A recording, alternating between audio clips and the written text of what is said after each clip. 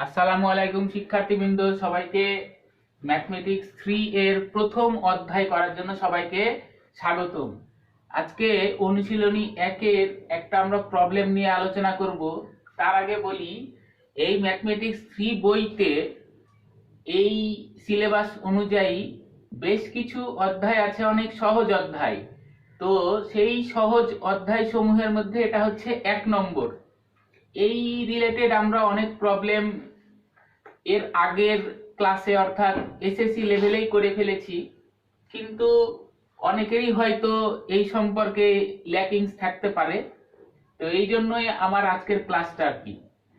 তো শুরু থেকেই আমরা যেহেতু শুরু করছি, তো প্রত্যেকটা অধ্যায়ের মোটামুটি গুরুত্বপূর্ণ সকল প্রবলেমই আমরা আলোচনা করার চেষ্টা করব।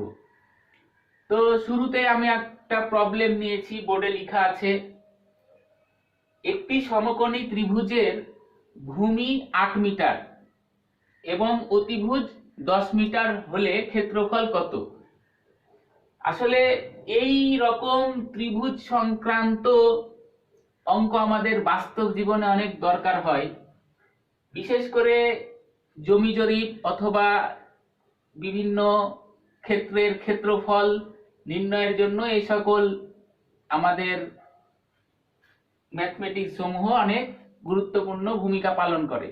এগুলো যেহেতু বেসিক ধারণা, যতদিন জমি রিলেটেড অথবা মাপযোগ বিষয়ক কার্যক্রম কারো করার দরকার, ততদিন এই সকল প্রবলেম দরকার হবেই। তো আমরা বেশি কথা না বলে প্রবলেমে যাই। আমাকে বলেছে ত্রিভুজের ক্ষেত্রফল কত। আমরা হয়তো সকলেই জানি ত্রিভুজের ক্ষেত্রফল হাফ ইন্টু ভূমি গুণন উচ্চতা। তো এই ত্রিভুজের ক্ষেত্রফলের সূত্র কিন্তু শুধুমাত্র এটাই কিন্তু না, আরো অনেক রকমের ত্রিভুজের ক্ষেত্রে অনেক রকমের ক্ষেত্রফলের সূত্র ব্যবহার হয়। তো এটা হচ্ছে একবার বেসিক একটা সূত্র। এই সূত্রটার মাধ্যমে ত্রিভুজটার কিন্তু একটা ফিগার আছে।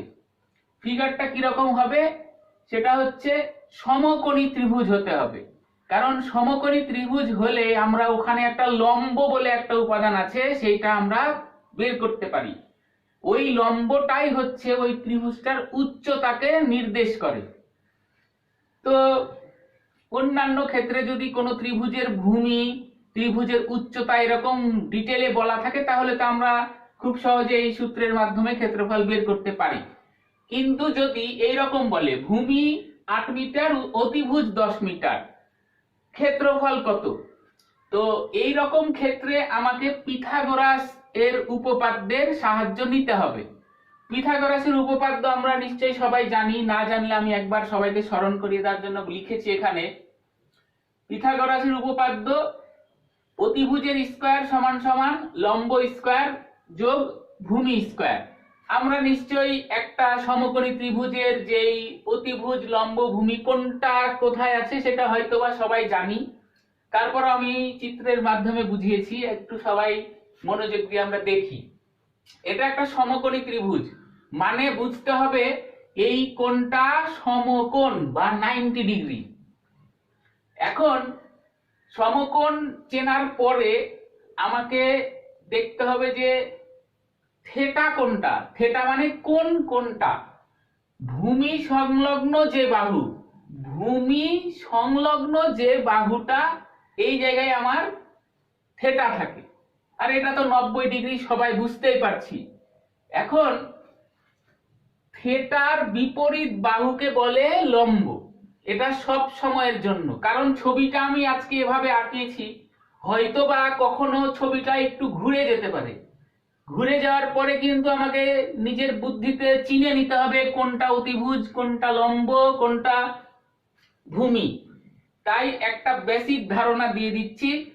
প্রথমে আমাকে কোণ চিনতে হবে, মানে সমকোণটা। তারপরে চিনতে হবে থেটা। তারপরে চিনতে হবে থেটা সংলগ্ন যেই আমার এখানে বিপরীত বাহু আছে, মানে থেটার বিপরীতে যে বাহুটা আছে সেটাকে লম্ব। তাহলে ভূমি সবাই খুব সহজেই বুঝতে পারি, হরিজন্টালি যেটা থাকবে এটা তাহলে লম্ব হয়ে গেল, বাকি থাকলো অতিভুজ, তাহলে এটা অতিভুজ। এখন অতিভুজ লম্ব ভূমি চেনার পরে আমাকে দেখতে হবে যে পিথাগোরাসের উপপাদ্য কি বলছে। এটা হচ্ছে পিথাগোরাসের বেসিক সূত্র। আমরা এই পিথাগোরাসের উপপাদ্যটা অনেক জায়গায় ব্যবহার করব, তো এটা সম্পর্কে আজকে ডিটেল বলে দিই। এখানে তিনটা উপাদান আছে, লম্ব আছে, ভূমি আছে, অতিভুজ আছে। আমার যে কোনো প্রবলেমে দুইটা যদি অপশন দেয়া থাকে, দুইটা অপশন মানে হয় লম্বভূমি, না হয় অতিভুজ ভূমি, না হয় লম্ব অতিভুজ, যে কোনো দুটা দেয়া থাকবে, আমার আরেকটা নির্ণয় করতে হবে। আমি এই 2 নাম্বার লাইনটাকেও সূত্র হিসাবে মুখস্থ রাখতে পারি, কিন্তু কারো যদি কঠিন মনে হয় লম্ব স্কয়ার সমান সমান অতিভুজের স্কয়ার মাইনাস ভূমি স্কয়ার, এই জন্য আমরা এই সকল সূত্র কখনো মনে রাখবো না, আমরা সবসময় বেসিক সূত্রটা মনে রাখবো। এখন বেসিকটা জানার পরে যেটা দরকার সেটা বের করে ফেলবো। যেমন বেসিক সূত্রটা আমি লিখেছি, অতিভুজের স্কয়ার সমান লম্ব স্কয়ার যোগ ভূমি স্কয়ার। এখন আমার লাগবে কি, এই অঙ্কে দেওয়া আছে ভূমি 8 মিটার, এই অঙ্কে দেয়া আছে অতিভুজ 10 মিটার, দেয়া নাই কি লম্ব, যেটা দেয়া নাই সেটা রাখবো বামে। তাহলে এটা যদি একটা সমীকরণের মতন আমি বিবেচনা করি, তাহলে লম্ব স্কয়ারটা এপারে থেকে গেল, ভূমিটা কি হবে ওই পারে গেলে মাইনাস হয়ে যাবে, তার মানে অতিভুজ থেকে ভূমিকে বাদ দিতে হবে। তাহলে এটাই হচ্ছে আমাদের এই অঙ্কের জন্য বেসিক সূত্র। হয়তো বা বইতে ডাইরেক্ট এই লাইনটা লেখা আছে, কিন্তু আমরা এই লাইনটা ডাইরেক্ট মুখস্থ করব কঠিন হতে পারে, তাই আমরা বেসিকটা জেনে নিলে এটা আর মনে রাখার জন্য আলাদা বুদ্ধি খাটাতে হবে না, এমনি মনে চলে আসবে।